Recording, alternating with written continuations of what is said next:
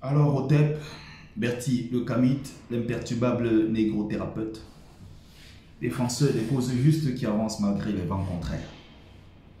Alors, c'est un petit live pour apporter mes encouragements à la communauté, mes encouragements à la famille combattante, à la famille panafricaine et à ses leaders. C'est important de temps en temps, voilà, de donner la force à ceux-là qui se battent, n'est-ce pas, pour les intérêts du continent.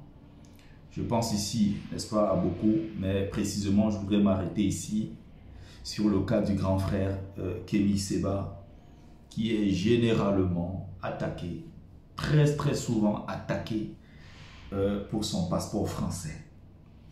Important de le préciser.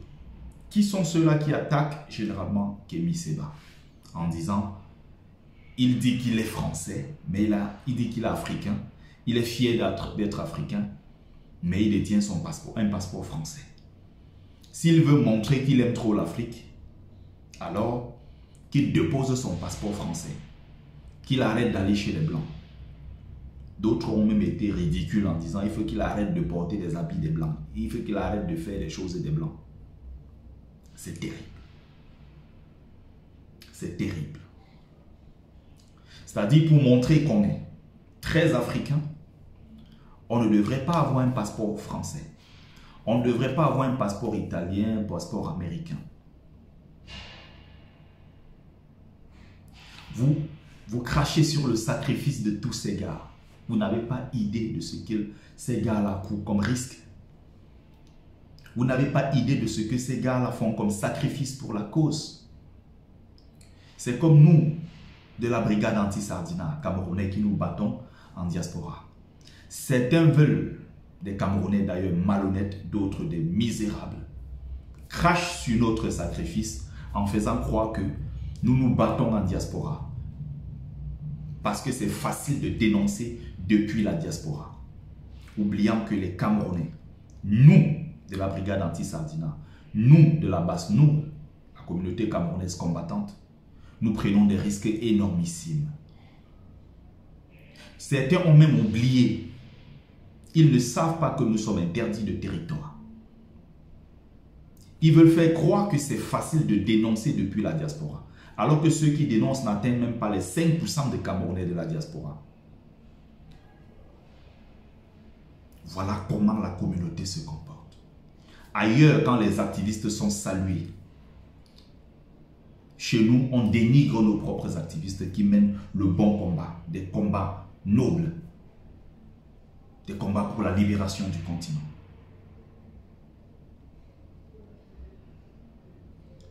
S'engager étant en diaspora, à manifester contre Paul Biya, à manifester, à dénoncer les injustices au Cameroun, à aller chasser Biya à l'hôtel intercontinental, en Suisse en lui disant « Retourne au Cameroun régler le problème des Camerounais ».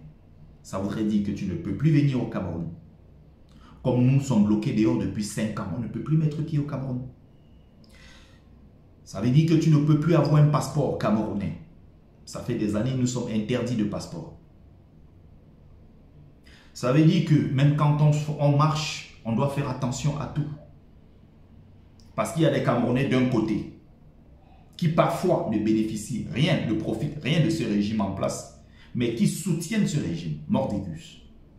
Parmi eux, beaucoup de Camerounais qui ont connu l'aventure, comme moi, traverser le désert, traverser la mer pour venir en Europe et soutenir qui? Le dictateur qui a fait qu'on fuit son pays, qu'on quitte son pays. C'était une parenthèse pour répondre à ceux-là qui pensent que s'engager comme beaucoup le font est facile. Il y a beaucoup de risques derrière. On perd énormément.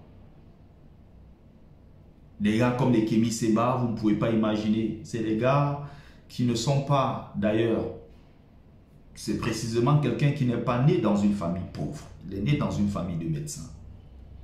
C'est quelqu'un qui s'est battu, qui aurait pu ne même pas prendre de risques, qui aurait pu s'intéresser à sa famille, s'accrocher sur cet avantage-là qu'il avait déjà en tant que fils d'eux, né dans une famille de médecins.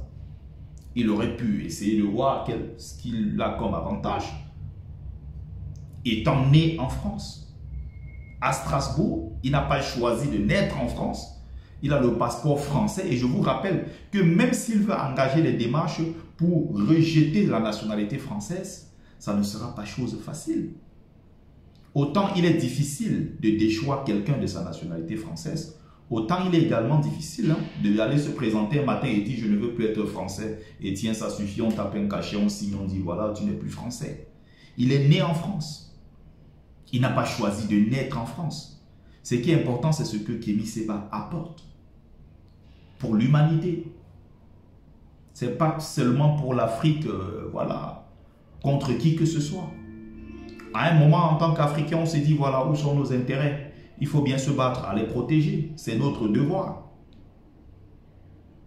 Vous voyez quelques gueux, quelques haineux, des gens qui n'ont jamais rien accompli dans leur vie, des gens qui sont là pour critiquer les gens, qui n'ont jamais rien entrepris, qui se lèvent pour dire, s'il veut montrer qu'il est un vrai panafricaniste, il faut qu'il rende le passeport français. Il a pris d'autres passeports africains, c'est le plus important. Si ce passeport français est un passeport qui lui permet de voyager à travers le monde sans avoir des difficultés pour porter notre lutte, si ce passeport lui permet d'ouvrir toutes les portes possibles dans le monde pour porter notre cause, en quoi ça vous pose problème? Si vous voulez montrer que vous pouvez faire mieux que lui, ben allez-y, faites-le. C'est ridicule de l'attaquer à chaque fois sur la même chose. Son passeport, son passeport, son passeport. Quand il va remettre le passeport, ça changera quoi? Il est né en France, il a choisi de naître en France. C'est complètement ridicule. Quand je vois le comportement de nos frères, même les Français même ne l'attaquent pas dessus. Ceux qui l'attaquent le plus, ce sont des Africains eux-mêmes. Il y a aussi derrière, je comprends, beaucoup de jalousie. Lui, il a tous mes encouragements parce que c'est quelqu'un qui se bat. Ce n'est pas quelqu'un qui a des gros diplômes universitaires. Parfois, je me reconnais en lui. Ce gars qui a toujours envie de chercher, cet autodidacte, ce gars qui s'est battu à gauche, à droite. Mais quand vous écoutez un mec comme Kémy Séba, sans avoir fait de longues études, un gars qui a connu la case prison, qui a été bâillonné, un gars qui a connu des moments de balbutiement dans sa vie où il était à la recherche de son identité. Il finit par retrouver son identité. Je rappelle qu'il était dans une branche très dure de l'islam. Il est revenu à la religion traditionnelle africaine. Il s'est reconnecté avec son identité, avec son passé ancestral. Il s'est reconnecté avec l'Afrique. Qu'est-ce que vous voulez à ce garçon? Quelqu'un qui se forme, quelqu'un qui apprend au quotidien, quelqu'un qui a publié des livres. Il suffit de lire ces bouquins pour comprendre que ce garçon, il a du coffre. En dehors de sa prestance, en dehors de son éloquence et tout ce qui va avec, il a du coffre. Il faut voir comment il survole certains débats. Tu te demandes, mais comment il fait? Non, c'est quelqu'un à côté qui se forme. C'est la différence avec beaucoup de panafricains, voire panafricanistes, qui essayent souvent d'attaquer Kémy Séba. Ils attaquent, mais c'est assez laborieux. Il n'y a pas d'argument, il n'y a pas de prestance, il n'y a pas de connaissance, il n'y a pas de base.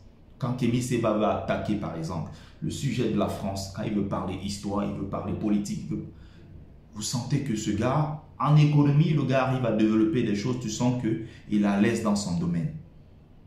Et il a pu de fil en aiguille, voilà, tisser des liens, avoir un carnet d'adresses important, à gauche, à droite. C'est normal dans le cadre de la lutte qu'il mène.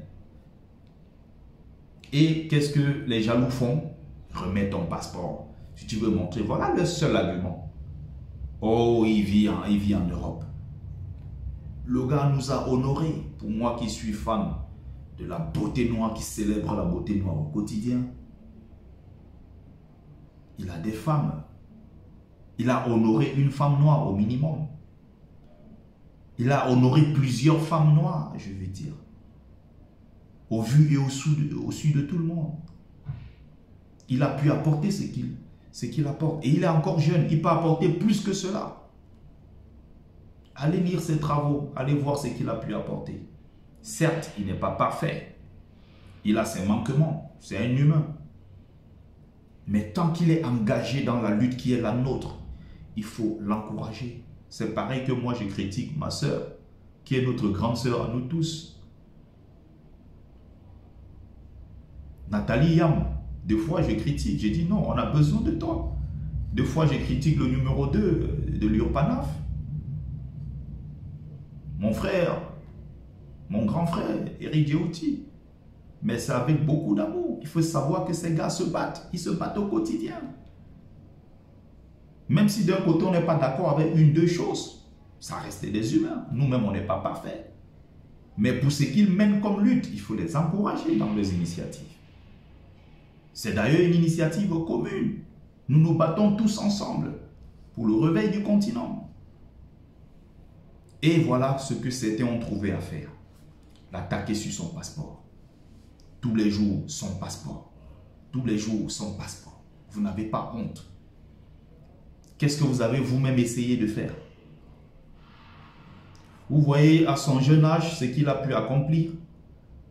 Vous connaissez combien de personnes capables de dire « Je donne rendez-vous aux panafricanistes, à la famille africaine, je donne rendez-vous à tel endroit, telle heure, tel jour. » Au bout de 2-3 jours, il fait salle pleine. La salle est pleine à craquer. On vient pour une personne. Ce qu'il incarne, la lutte, les sacrifices et tout ce qu'il porte, ce qu'il représente pour la communauté. Vous savez qu'il y a plusieurs personnes qui aimeraient être à sa place, se lever et dire on se retrouve à tel endroit. Il y a même des présidents qui ne peuvent pas le faire. Annoncer une conférence au bout de 2 jours et salle pleine. Il y a un monde fou. C'est parce qu'il a ce que beaucoup n'ont pas. Il faut savoir encourager ces gars. Il a fait beaucoup d'efforts. Beaucoup d'efforts. Il est allé s'installer sur le continent. Il est allé encourager ses frères. Il est allé voir les réalités, toucher du doigt, vivre cela. Vous savez c'est quoi s'attaquer à ces dictatures? Vous savez c'est quoi brûler le franc, c'est un billet de franc CFA? Vous savez c'est quoi s'attaquer contre... Parler de porter toutes ces luttes-là? Regardez ce que Alassane lui a fait en Côte d'Ivoire. Regardez ce que certains dictateurs africains essaient de lui faire en disant non, ne mets pas pied dans mon pays, parce qu'on a peur à chaque fois que son arrivée peut éveiller les consciences et derrière, boum, il y a soulèvement contre ces dictatures. Il est allé au Cameroun sur la chaîne du peuple Equinox. Il a tenu un discours clair. Vous avez des Camerounais eux-mêmes qui n'arrivent pas, qui n'osent pas dire un seul mot sur Paul Biya. Ils ont peur. Il faut savoir respecter le travail des autres. Il faut savoir saluer le travail des autres. Il faut savoir le faire. On n'a rien contre l'Occident, non. On n'a rien contre eux. Dans la lutte que nous menons, nous n'avons rien contre le citoyen français lambda qui se lève à 5 heures comme nous pour bosser, qui a du mal à boucler ses fins de mois, qui se lève comme nous, qui souffre, qui galère. Mais il y a un problème, c'est contre cette oligarchie qui pille les richesses du continent. C'est cette oligarchie qui impose des chefs d'État. C'est cette oligarchie, c'est une clique de personnes qui impose des dictateurs en Afrique, qui pillent les richesses à travers les multinationales, qui imposent des bases militaires. Ce n'est pas que le cas de la France, c'est le cas de la Chine, c'est le cas... C'est le cas de l'Italie, c'est le cas des États-Unis. Il y a plusieurs pays dans le monde. Le pays africain d'ailleurs, le plus petit et qui a 5 grandes bases militaires étrangères sur son territoire, c'est Djibouti, un tout petit pays comme ça. Vous avez des bases un peu partout. Nous sommes encerclés de toutes parts. Nous, en tant qu'Africains, on a un devoir. Nous devons nous battre aussi pour avoir pour notre part du gâteau sur notre propre continent. Et ce que les autres trouvent à faire, c'est quoi? Kémy Séba matin, l'attaquer midi, l'attaquer le soir. Frère, posez-vous une seule question. En quoi vous êtes utile à la lutte pour la libération du continent africain? Qu'est-ce que vous apportez comme contribution? Qu'est-ce que vous apportez comme contribution? essayez de vous battre auprès des autres pour qu'on avance tous ensemble. Tous ensemble. Tous ensemble. Allez, Rotep, c'était Bertie le Kamite, l'imperturbable négro-thérapeute, défenseur des causes justes qui avance malgré les vents contraires. En espérant que cette courte vidéo apportera un plus. Vie, force, santé, force à la communauté. Rotep, Rotep, Rotep.